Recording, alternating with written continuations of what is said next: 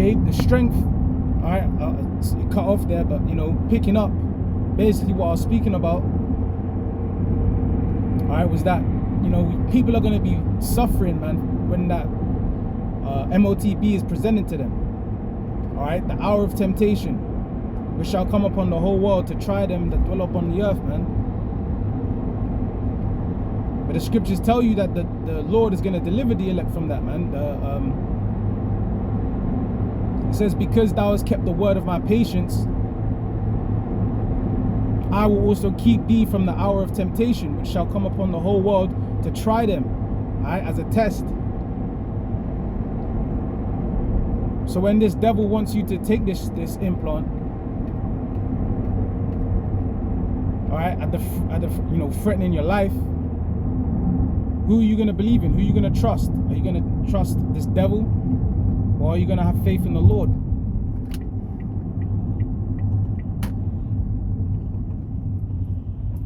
Even at the risk of losing your life, man.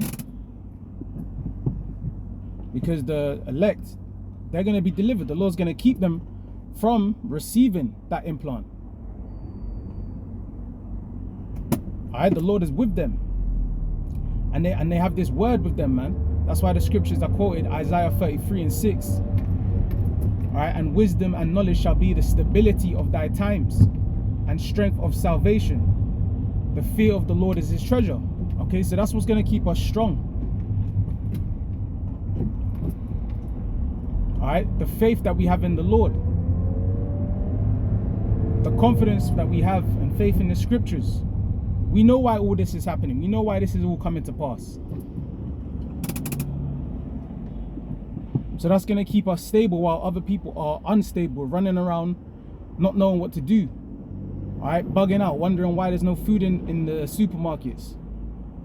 Wondering, you know, why they can't get their cash money out of the banks and ATMs. Wondering why, you know, they're no longer accepting cash.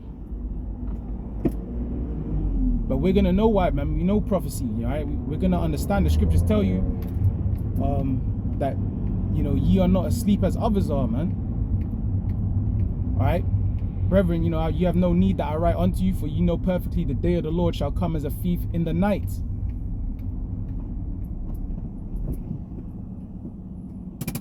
So, and that's a blessing, man, that the Lord has upon the elect, the faithful in the earth, man, because we can see what's going on. The Lord told us and gave us faith.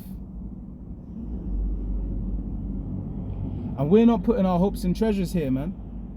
Okay, that's where people are going to go wrong. That's where they're going to find out that they went wrong at. Okay, because money ain't going to save you in that day.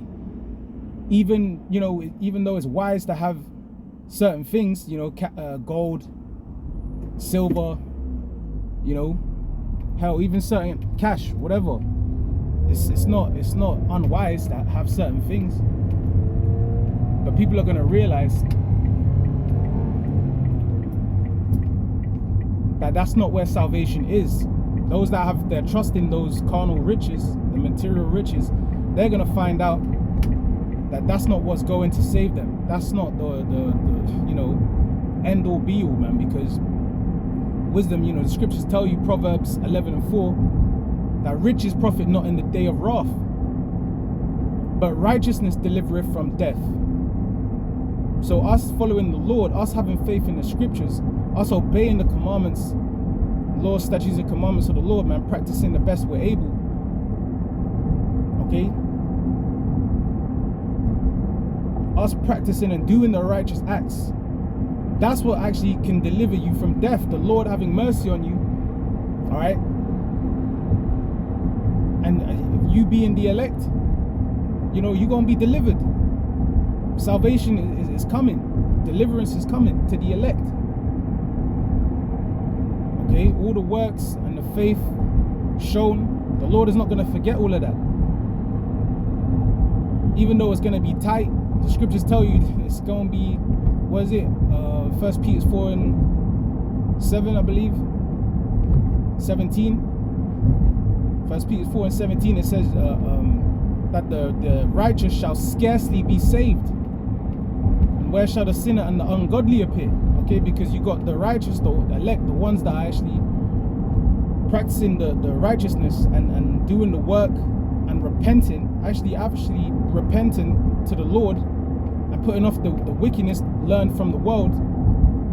They're gonna be, few of them are gonna be saved, man. That's a scarce few number. So how about those that are not trying, those that don't repent? They're gonna be caught up in this destruction, and they're gonna be caught up in those long big queues, taking the RFID, man. You know, and that's you don't want that, okay? Because Esau, he's gonna come with complete oppression with that implant, man. All right, knowing where you are, knowing who you're with, knowing what you're spending on, you know, everything about you, man. That chip is gonna have all your identification details, everything about you, the hospital records, medical history.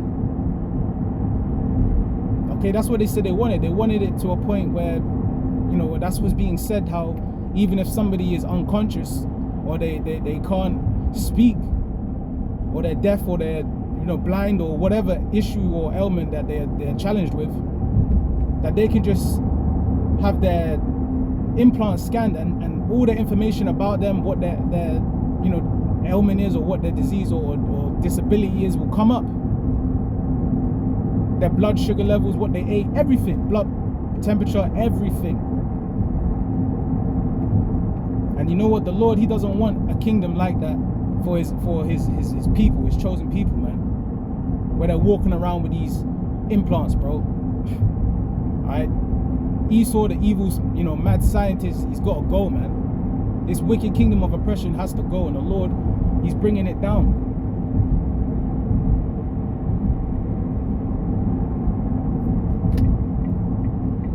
You know? So that's why, you know, we're in the mindset of getting out of here, man. Hastening the day. Okay, the scriptures tell you, the captive exile hasteneth that he may be loosed from this pit. This pit being a system. All right, and we are the captive exiles, man. We are the ones, the people of the Lord, that went through the slavery, that went through the oppression, that went through the curses. Okay, all the hardships and the evils, man. And the Lord has his chosen few waking up in these last days, man, and it's gonna lead to salvation, man. If we stay in this word, we stay with faith, we stay believing, trusting in the Lord, man, no matter what happens. Okay, it said that, you know, that the captive exile hasteneth that he may be loosed from the pit, and that he should not die in the pit, and that his bread should not fail. Okay, roughly quoting, man, because we continue in this kingdom the way things are going, man. You understand, man, that shit is gonna fail, man. Systems gonna collapse, all right, and you will end up perishing in this kingdom. That's how Esau set it up.